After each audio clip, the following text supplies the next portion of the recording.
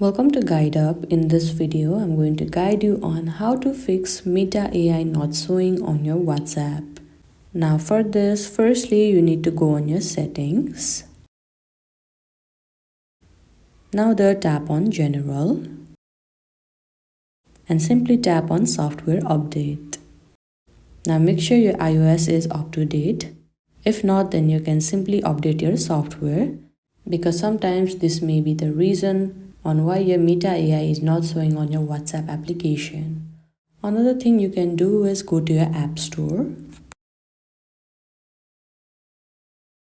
and at the search bar you can simply search for WhatsApp application. And now if the WhatsApp application needs an update, you will be seeing update option. You need to tap on it and your WhatsApp will be updated, but currently mine is already up to date, so here you cannot see that option.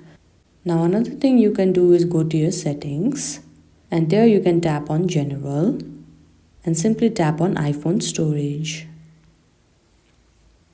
Now search for the WhatsApp application, simply tap on it, and there you can tap on Offload App. Now this kind of box will pop up. Simply tap on Offload App. After that, you can reinstall the application again. And these are some of the ways to fix Meta AI not showing on your WhatsApp.